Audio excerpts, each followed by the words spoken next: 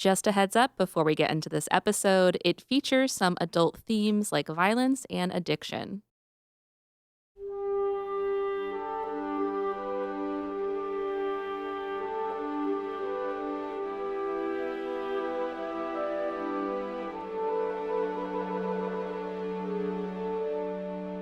Back in 1992, Rob Curran was still new to parenting. He was living just outside Fort Lauderdale, Florida, with his wife and their 2-year-old daughter, Michelle. Michelle was bright and precocious, and Rob was looking for educational programs to entertain her. That's when he learned about Barney and Friends on PBS. When Michelle first started watching, I was grateful that she really took to all the positive Barney messages. Be a good friend, be considerate, use your imagination, clean up your toys, etc. Michelle was totally hooked. So we were really purple gung-ho. She loved everything about Barney. The music, the kids, the toys, all of it.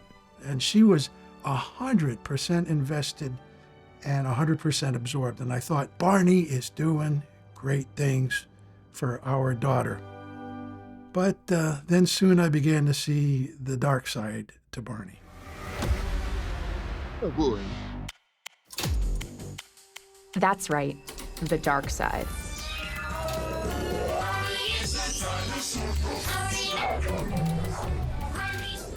So in 1993, Michelle's Barney adoration escalates to addiction. We got purple Barney tunes, Barney visions, and Barneyisms invade like every inch of my consciousness. It's Barney, Barney, Barney.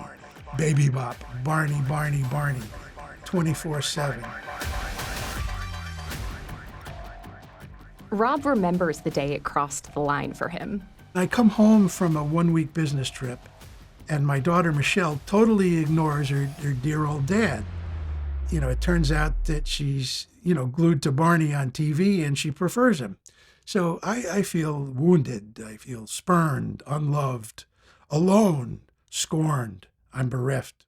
So he took matters into his own hands. His local newspaper, the Sun-Sentinel, just happened to be running a Send a Birthday Card to Barney contest. And Rob let it all out.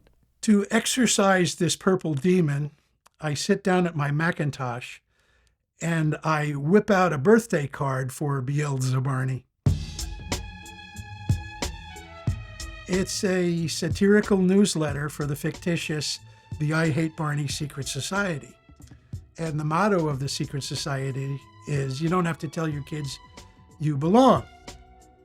Rob distributed copies of the newsletter to some neighbors, fellow parents of what he calls Barney addicts. It's strong language, but Rob says forming this secret society where adults could get together and joke about Barney was part of his own recovery from alcoholism and addiction. And behind closed doors, we have a few adult laughs at the expense of the world's most famous purple Jurassic kitty icon. And then I thought that's about as far as it would go. But he never expected what happened next.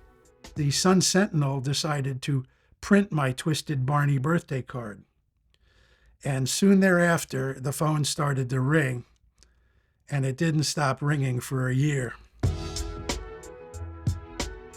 People magazine picked up the story of Rob and his I Hate Barney secret society, and it hit local and national TV. Oh my, today we're talking about Barney, the purple dinosaur who has a show on public television with 2 Emmy nominations, a double platinum CD, and a fan club 7 million strong, and growing by thousands every week. Kids love him, but a lot of adults are sick of him. Rob even appeared on the Jerry Springer Show. Meet dads Rob Curran and Ro Khan. Rob is the publisher of the I Hate Barney Secret Society newsletter. And just like that, Rob became the face of a movement against Barney the dinosaur.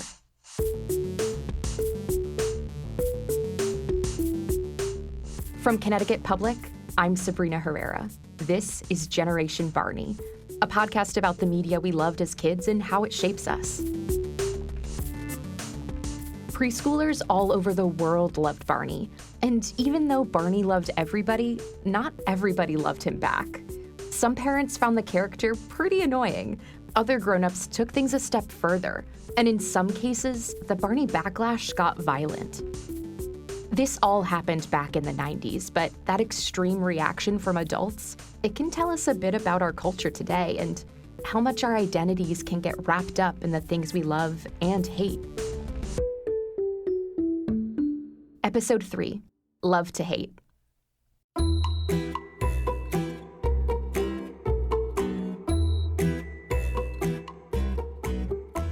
Barney and Friends was designed just for preschoolers. The characters, the songs, the writing, all of that was created with this demographic in mind. It was at their level, and because of that, Rob Curran describes it as addictive, kind of like junk food. So to me, Barney was the same as Cheetos. Every aspect of the design was engineered to be addictive to children, down to the smallest details. At least, that's how Rob thought about it. I mean, they engineered Barney's voice, they engineered his moves, his manic demeanor. They engineered the inane music that was pirated note for note from the Great American Songbook. Those catchy Barney songs were set to classic nursery rhymes like Yankee Doodle and This Old Man. It's no wonder they got stuck in your head. So, Barney lured kids in, then hooked them. Barney was like purple crack. But was it Barney addiction or infatuation? People talk about falling in love when they talk about fandom. Lynn Zubernis is a clinical psychologist who studies fandom, basically a group of people really enthusiastic about someone or something. You know when you watch a TV show or movie and want to know everything about it? Lynn felt that way when she watched the CW show Supernatural. There was like a moment where I was sitting there watching the show, which I'd been watching for like a season, grading papers. I realized that I had completely forgotten about the papers. Several of them had fallen on the floor. The pen was just sort of poised in the air. But at that point, there was something that I saw in that series, in that piece of media, and it just absolutely overtook me. And it overtook me to such an extent that I asked myself, like, am I okay? At that moment, Lynn was going through a stressful time, and Supernatural gave her a message she really needed. You always keep fighting. You hear me? That experience got Lynn interested in studying fandoms. It's good for us to be passionate about things, to be fans of things.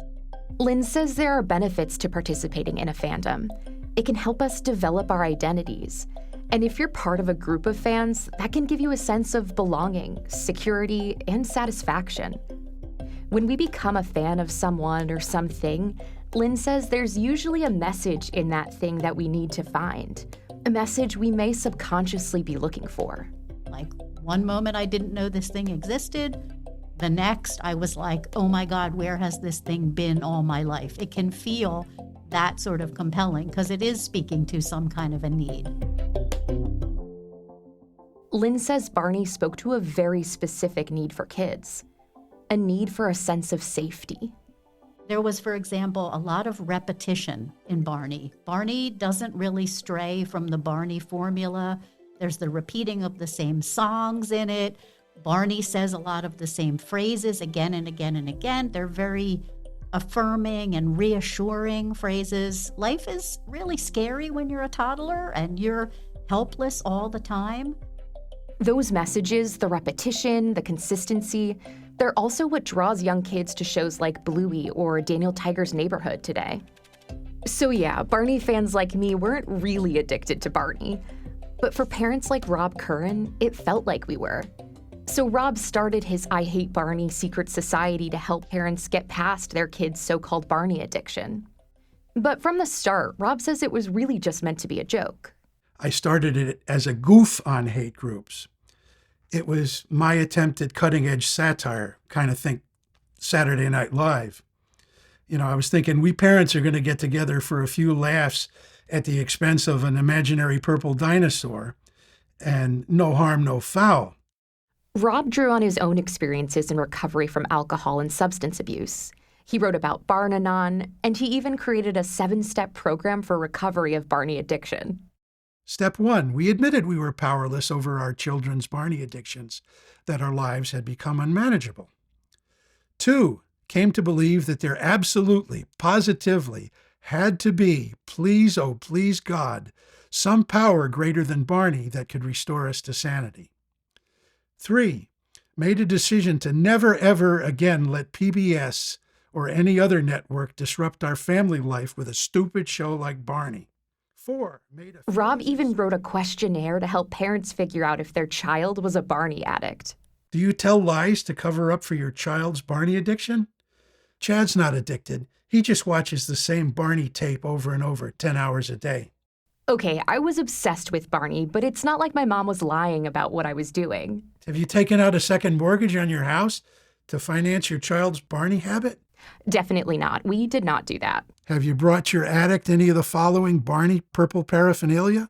Barney or Baby Bop plush toys, videos, hats, sneakers, knapsacks, Yes. sheets, pillowcases, bedspreads, lunchboxes, thermoses, pajamas, coloring books, nightlights, light switch covers, t-shirts with matching pants or dress?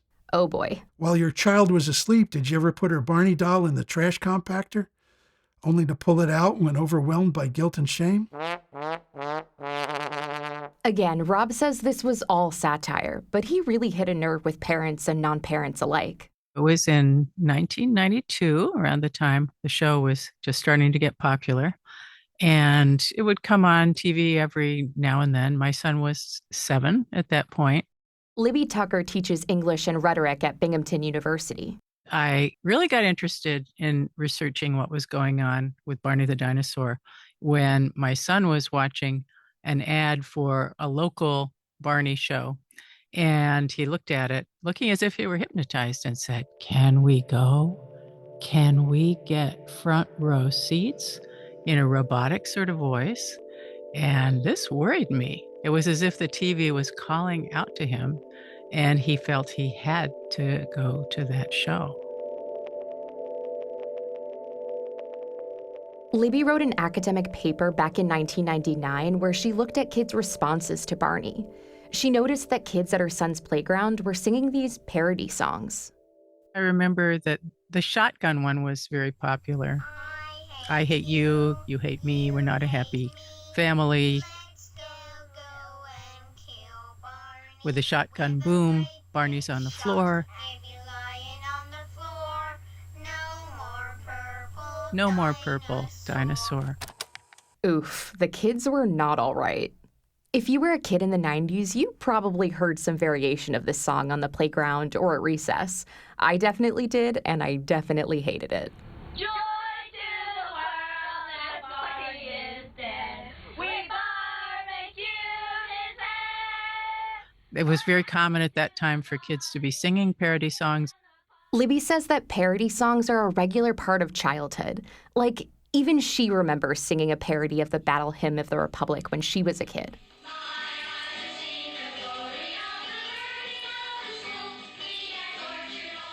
The words of those songs were sometimes very violent and aggressive, but the kids didn't act on that. They didn't do what they were singing about. That wasn't the case with Barney. With the Barney backlash, it changed into action quite a lot. Libby remembers kids in the 90s going into toy stores and hitting Barney figures or knocking them to the ground. And it wasn't just kids. Probably 1993 felt like the year of the Barney backlash. Lee Newton remembers some of it was more extreme. She was Barney's original promotion assistant at Connecticut Public. That year, in 1993, students at the University of Nebraska held a Barney bashing party. 200 people literally beat Barney plush toys with mallets and shot darts at pictures of him. Welcome to UNL's Barney Bashing Bash, for all those who'd rather hit the purple dinosaur as to hug him. That paved the way for a minor league baseball team's chicken mascot who beat up someone in a Barney costume for laughs. And later, a group called the Jihad to Destroy Barney created a Dungeons & Dragons-style role-playing game where people pretended to fight a war against Barney. Saturday Night Live also got in on the hate. And it was, I think, Charles Barkley was the guest with Nirvana. That's Lee Newton again. And he basically was playing one-on-one basketball with Barney in a costume. Hey, Barney, what's going on? What we doing, baby? What's going on? and he keeps sort of pushing him down on the floor or hitting him with the ball. And at the end, he and Barney walk out, of the basketball court, and Barney has bandages all over him. So it just was a thing where people just love to hate Barney. And, it felt like we were defending the show. I mean, usually if you've got a children's show on PBS, it's something that people love the show, kids are learning from it, It wasn't controversial usually, but Barney became controversial. Even Congress went after Barney. Remember, Barney aired on PBS, and in the early 90s, the show was bringing in a lot of money during its fundraising drives. So politicians like former House Speaker Newt Gingrich argued that was one of the reasons public broadcasting didn't need federal funding anymore. Big Bird makes money. Barney makes money. These are profit-making centers. They would survive fine. It was almost like Barney was too successful, and somehow it was all part of the backlash. These are just some examples of the Barney backlash. There's an entire Wikipedia page about anti-Barney humor if you want to go down that rabbit hole.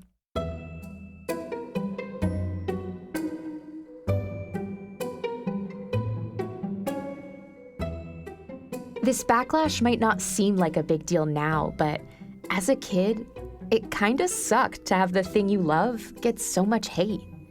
Hearing my friends make fun of Barney, saying it was dumb or for babies, it made me feel like I wasn't supposed to like the show.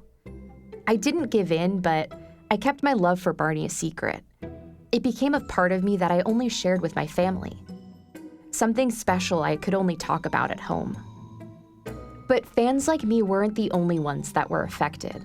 All of this Barney hate had a real impact on the people who worked on the show, too.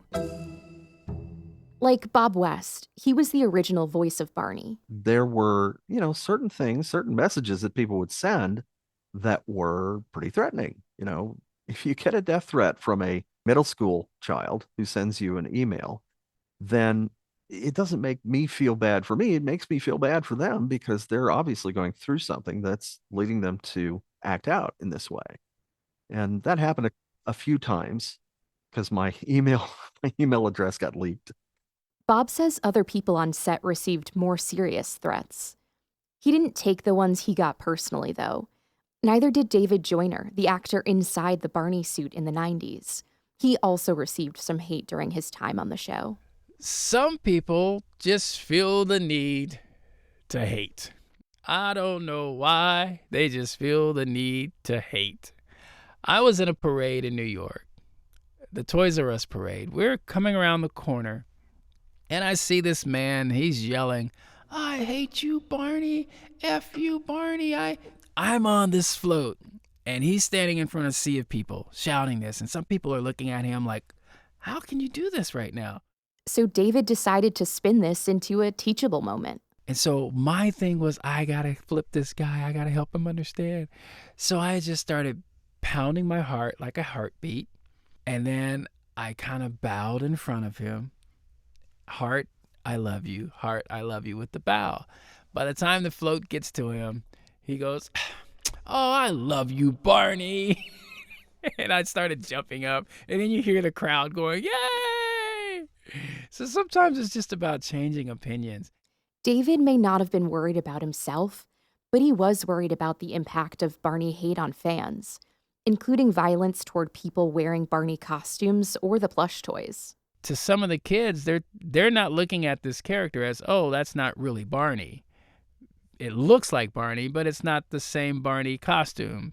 But for a child, it's Barney. And here you are beating up on your childhood hero. So that can be traumatizing. But some people didn't see it that way. And that really upsets me. Really upsets me. At times, the Barney backlash could be upsetting.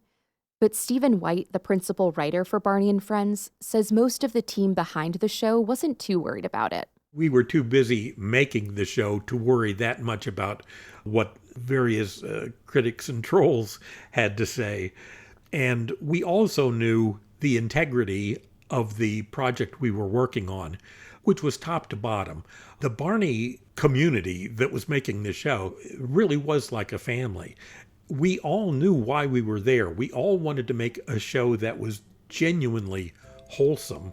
So when we would hear these criticisms, it made it easier to shake off.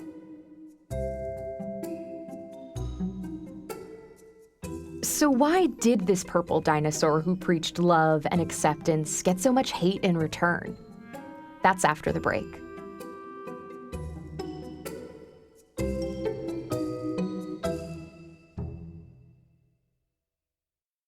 I'm Sabrina Herrera. Support for Generation Barney comes from BetterHelp. It can be hard to be yourself at work, in social settings, and even around your family. With therapy, you don't have to work through your issues alone. BetterHelp is all online and it's convenient. You fill out a brief questionnaire to get matched with a therapist. Let the gratitude flow with BetterHelp. Visit betterhelp.com/dino today to get 10% off your first month. That's BetterHelp, HELP.com/DINO. Hi, I'm Sabrina Herrera. Generation Barney is sponsored by Masterclass. For a gift that lasts a lifetime, you can't do better than Masterclass. Learn science with Bill Nye or learn from the past with historian Doris Kearns Goodwin. With Masterclass, your loved ones can learn from the best. Masterclass has great offers during the holidays, sometimes up to as much as 50% off. Plus, new memberships come with a 30-day money-back guarantee. Head over to masterclass.com/dino for the current offer. That's up to 50% off at masterclass.com/DINO. Masterclass.com/dino.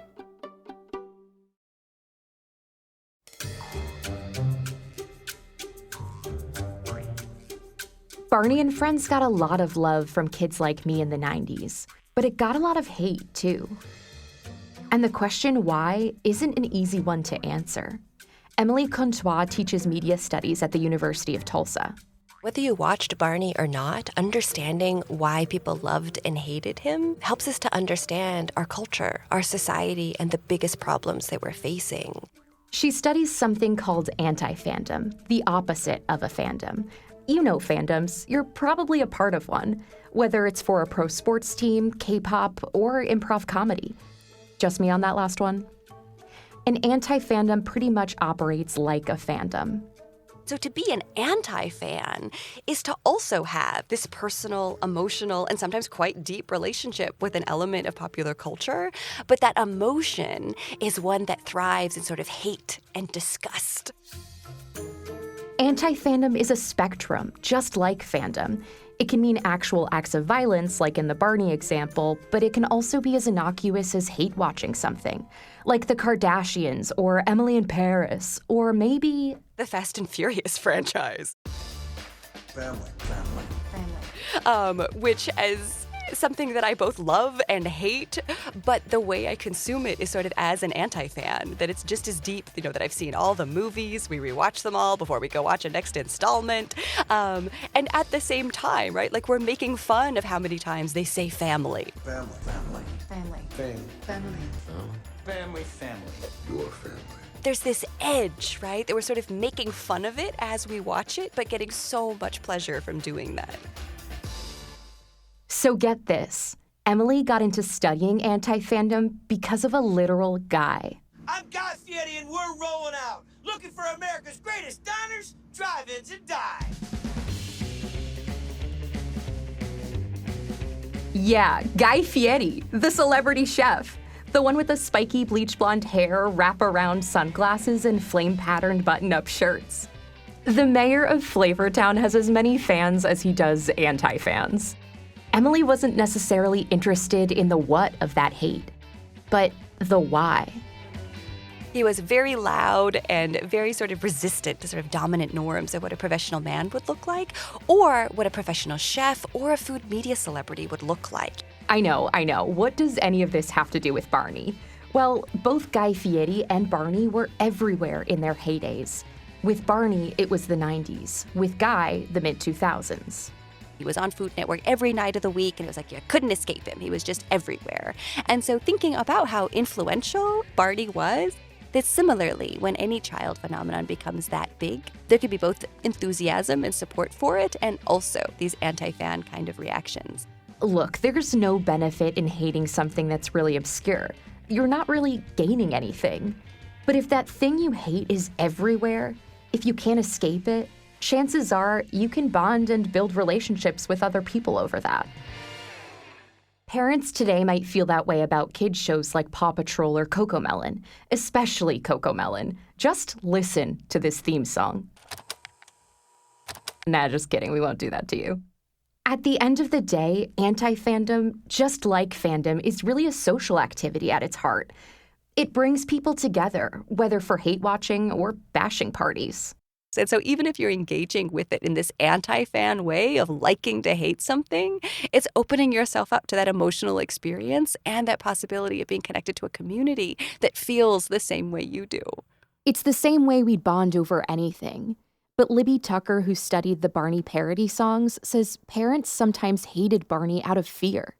A fear that something was going to come, take over their children, and make them disappear. Basically the definition of stranger danger.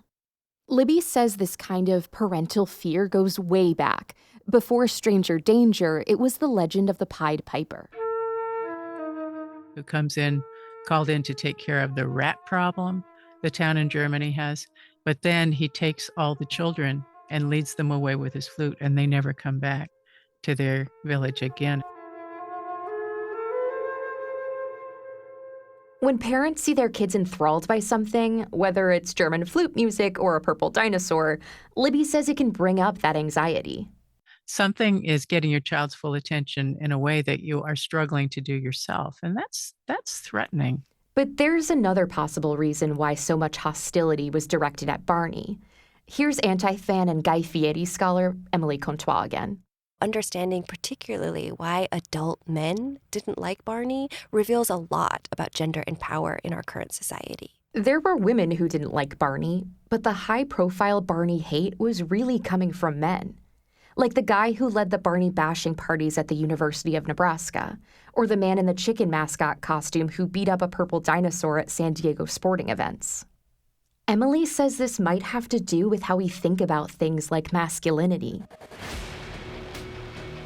Especially in the 90s when super macho men like Arnold Schwarzenegger and Bruce Willis were huge. And, well, physically huge. Barney was kind of their opposite. He offered up a different model for masculinity, even as a purple dinosaur and not a human. You know, this message about love, about nurturing, about looking after others, that these are emotions and also sort of social practices and responsibilities that in our culture, right, are constructed and understood as sort of feminine and feminizing. Emily says the hate had to do with Barney's appearance as much as what he preached. Barney was big in stature, but also soft and round and bright purple. He had a goofy smile, not a mouthful of sharp teeth like in Jurassic Park. He talked about love and empathy instead of being the strong and silent type. He wasn't exactly what people pictured when they thought about masculinity back then. Barney could be understood as resisting that, pushing back against that, offering a different model of sexuality and gender and size all coming together. And so for some of these, men who reacted very poorly to him, that could be a piece of their reaction. For some, Barney was queer-coded. There are parts of him that might come across as gay. That's how one right-wing pastor interpreted him. In 1994, Joseph Chambers wrote a whole tirade against Barney. He accused Barney of preaching the occult to kids. He said the character was an abomination unto the Lord and that he pushed the liberal left's agenda. He even suggested that Barney was a pedophile and gay in a Los Angeles Times article. A part of that, white, masculine sort of set of authorities is also this incredible resistance to homosexuality. There were also other homophobic jabs at Barney. Those playground parody songs, the I hate you, you hate me, some of them joked about Barney giving people HIV or dying from it. This was all happening during the AIDS crisis when there was a lot of homophobia in the US, including in songs, in movies, and on our favorite TV shows.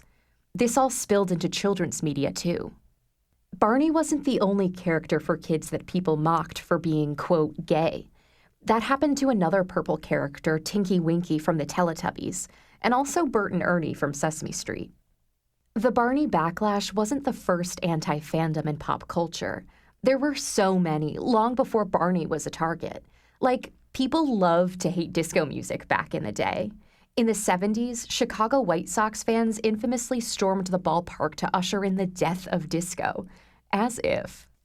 But the Barney backlash wasn't just significant because of how violent it sometimes got. It was notable for when it happened, at the dawn of the World Wide Web.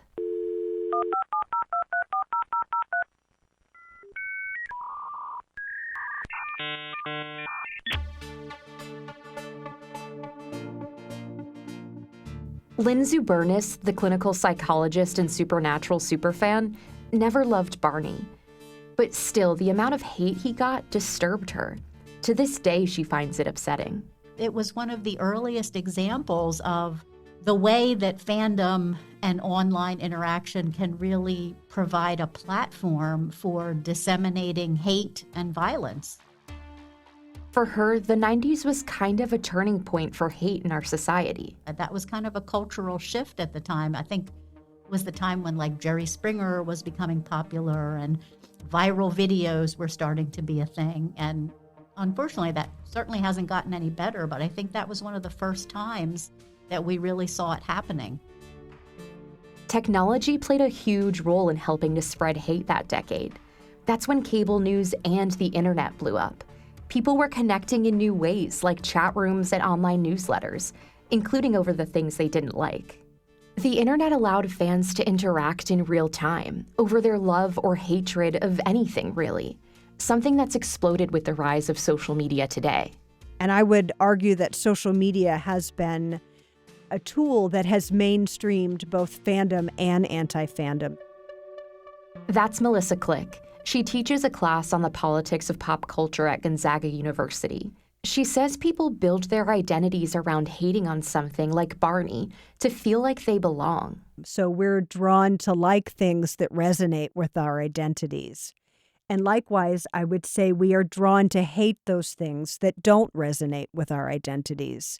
Things that feel other or different, or maybe we perceive them to be taking up too much space. That's where we start to see identity coming into play with anti-fandom. So Melissa wonders if the Barney backlash grew in the 90s in part due to just how big Barney was. This character that kids loved, he took up a lot of space in the minds of adults who couldn't escape him. And it's almost like these folks got together and built community together, hating on different things. And Barney just sort of got in their crosshairs, and it drew media attention. And as they became more visible or got more notoriety from hating Barney, it just sort of added fuel to the flame, where something that might have been, simple and not notable, as it drew media attention, it became bigger and bigger. It made me wonder how much was actually about Barney at all, and how much of that hate was about messages of love and kindness to other people. Who builds an identity around hating a big purple symbol of love and kindness? Maybe people looking to do cutting-edge satire. Maybe college bros trying to assert their masculinity by beating up a relentlessly happy dinosaur. Maybe annoyed parents who can relate when they hear about this Barney bashing stuff on TV. This phenomenon, hating on something that's pretty harmless, we see it all the time today. But these days, bashing can go viral in an instant, and it's getting more intense. Research shows social media posts that spark outrage get more traction, and these platforms act like a kind of echo chamber. And I would argue it could grow your feelings of like or love because you're surrounded by other folks who feel the same way. And likewise, it could grow your dislike or hate. And the more you hear people boosting your perspective, the less likely you are to think about the nuances of a perspective. Not all outrage or dislike is bad, but outrage and dislike can turn into actual harm. That's what fan scholars like Lynn Zubernis are worried about. Social media really facilitates trolling and online aggression, makes it really easy for something to escalate and to get magnified. That has had an impact too. So unfortunately, there is a lot of toxicity in fandom. And Libby Tucker, who wrote about the Barney hate in the late 90s, says this all has to do with the moment we're in. We're just seeing more violence around us and fear of a number of things, lightning quick communication, and worry about the political climate, worry about the economy. And when people are worried and tense and uncertain about what the future is going to hold, then some of these responses come out especially strongly.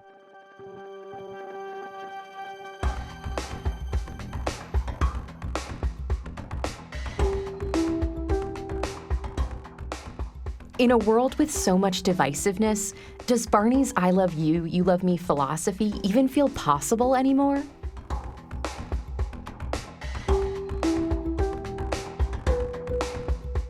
Rob Curran created the I Hate Barney secret society more than 30 years ago.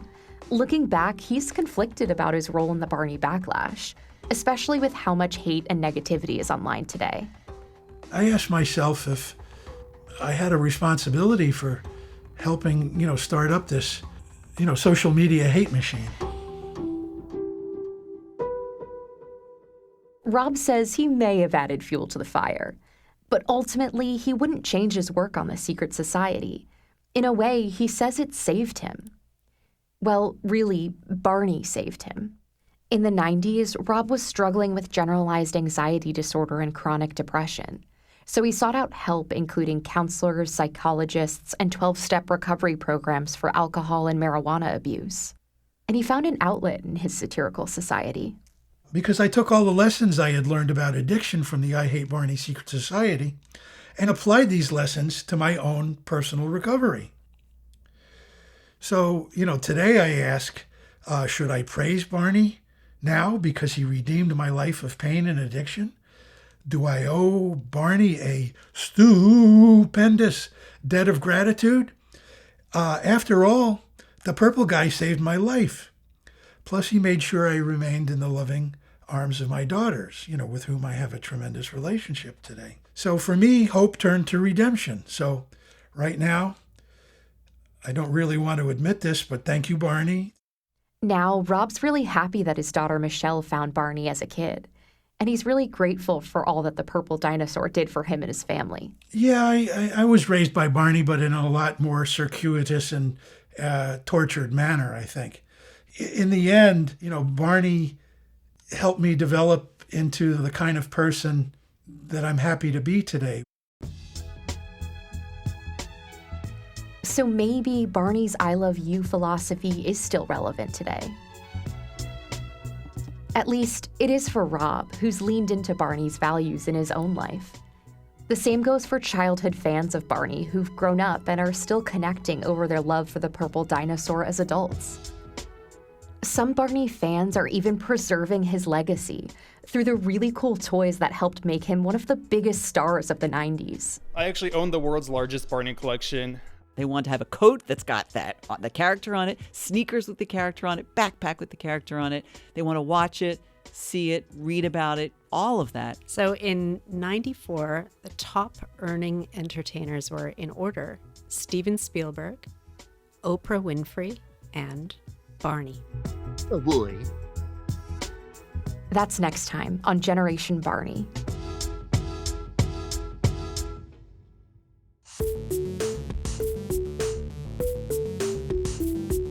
This episode was reported, written, and produced by Meg Dalton and Lily Tyson. It was edited by Cassandra Basler. Sound design and mixing by Jay Cowett. Jay also composed the podcast's theme. Additional music in this episode from APM. Megan Fitzgerald is our project manager. Additional editing help from Katie Tolarski, Catherine Shen, Robin Doyon-Aiken, Megan Fitzgerald, Chloe Wynn, and Patrick Scahill. Thanks also to Jonathan Gray and Linda Holmes, whose work helped inform this episode. If you want to learn even more about the Barney backlash, there's a documentary called I Love You, You Hate Me on Peacock. Marketing support provided by The Podglomerate.